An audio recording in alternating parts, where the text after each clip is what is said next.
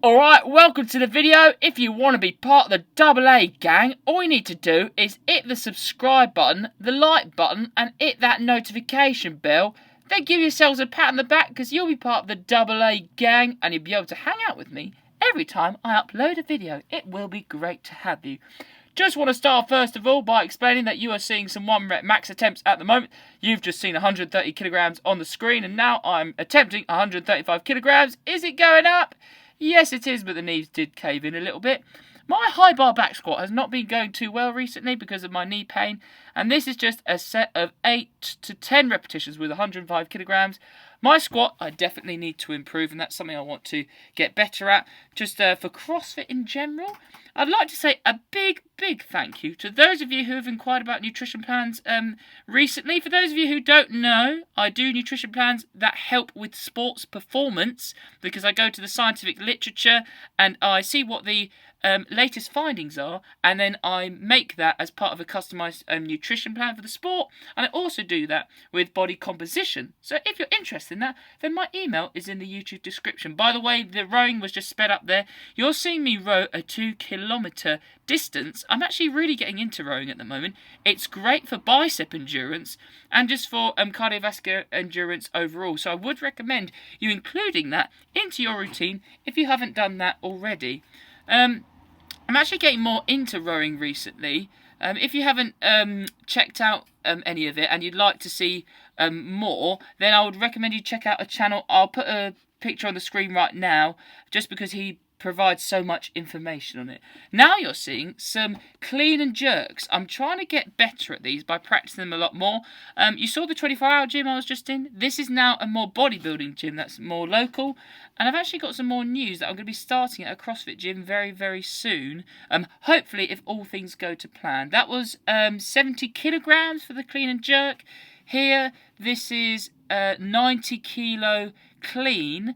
And then I was like, yes, I am going to get this above my head. And then I started talking myself out of it. I let my brain take over.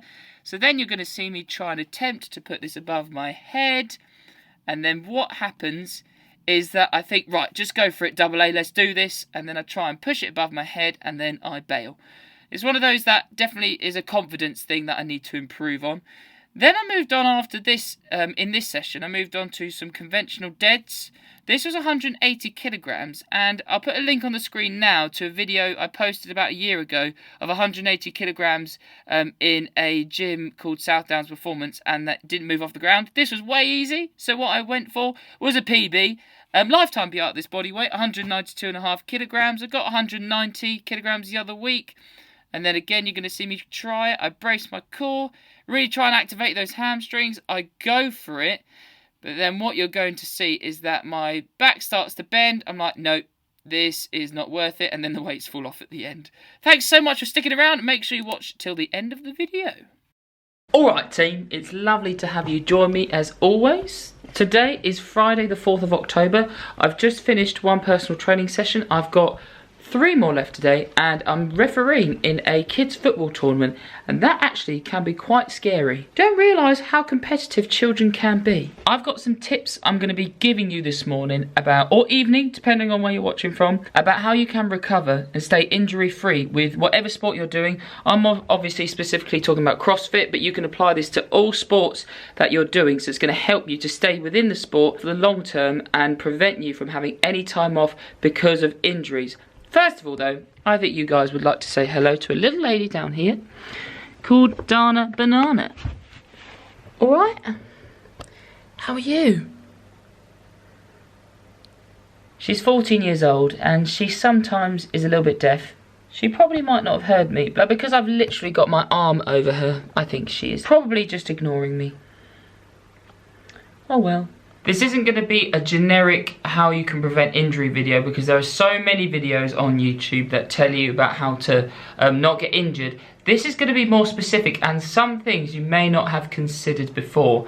And I'm going to apply my knowledge that I've done from my degree from my nutrition coaching and stuff, but also from what I've had to learn recently about my knee niggle, about my hip flexor, and also what I've been doing in regards to research online and actually other people I've been watching who I like to learn from. The first one with my hip and my knee. So my hip flexor is much better now. I don't really notice it anymore. And my left knee, it's really improving and getting better. It still get bad days and good days, but it's definitely more manageable than it has been. And that's because the first tip, mobility and flexibility, giving time to it. If you think about it with all your sports, you're probably putting your body into positions that it's not used to in everyday life, because we walk around, we sit at a desk, do typing, but for example with the back squat, you're plunging down into a position where you're under strain. Obviously your hip flexors are having to work, your glutes are being really stretched,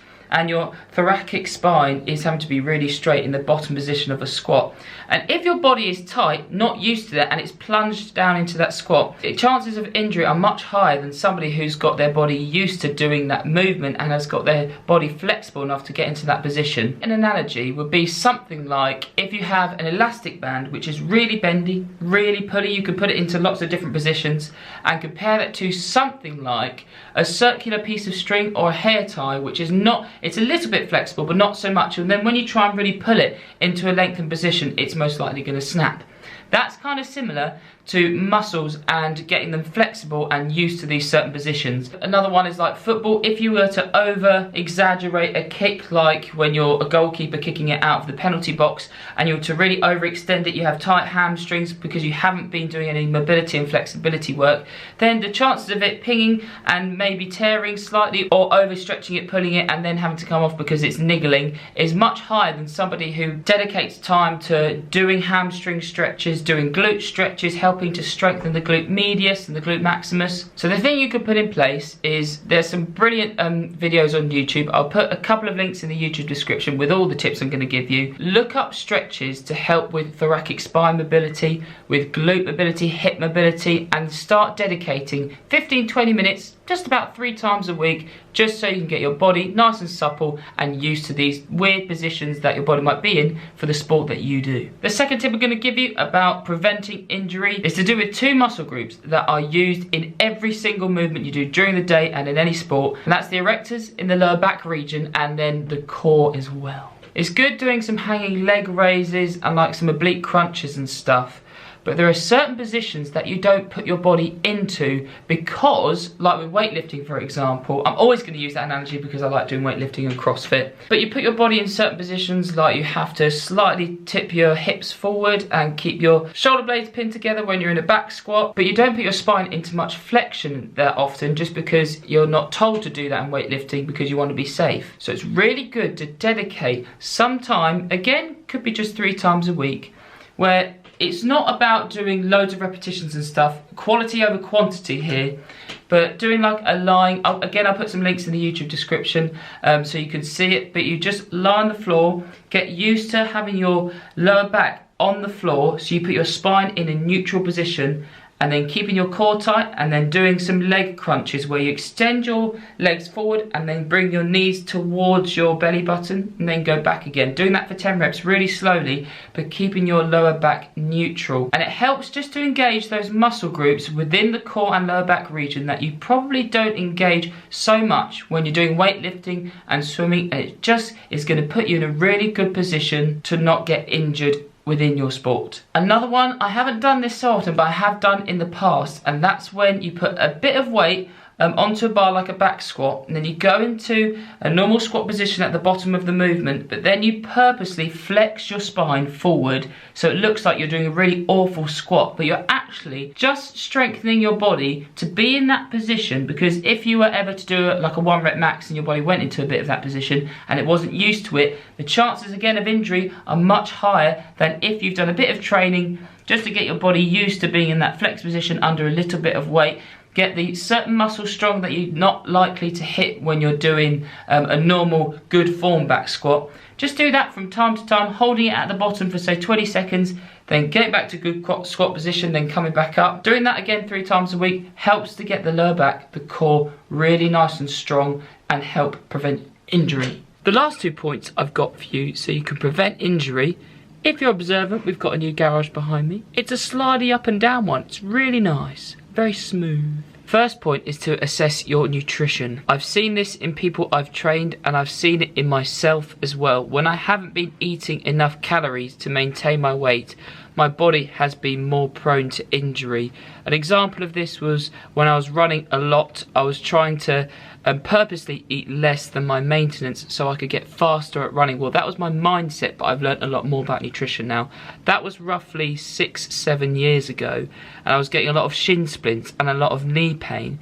But now I know more about it. I make sure alongside my CrossFit training and my running that I'm eating at least above my calorie maintenance in order to slowly gain weight over time, and that has meant that my joints have felt really strong. I rarely get any injuries. I only have a very small knee niggle at the moment, which is very manageable. Plus, from time to time, I've found that supplementing with omega-3 fish oils has actually helped with joint pain. Whether that's a placebo thing, I'll put some research in the YouTube description if you're interested in looking at that.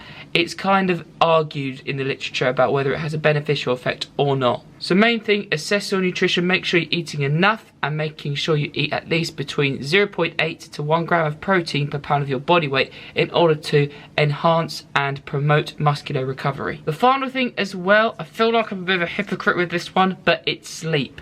Make sure that you are getting enough sleep. I find for myself, in the night, I normally get between 4-5 hours sleep, I would say, sometimes 6.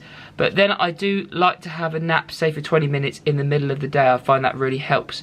But make sure you're quite consistent with your sleeping pattern, that you're getting good quality sleep. That certainly helps with muscular recovery. And I certainly think I could probably perform a bit better if I had more sleep. But obviously I'm trying to build up my PT business both online and one-to-one personal training at the same time. So I'd like to stay up and do a bit more work towards that. Again, I don't mean that in, look what I'm doing. This is just my own journey. You guys are all on your own journeys as well with fitness and with your path in life, with your job, with your families, and I wish the best to you. I hope all of this advice helps. Make sure you hit the subscribe button so you can be part of the AA gang, and I look forward to seeing you in my next video.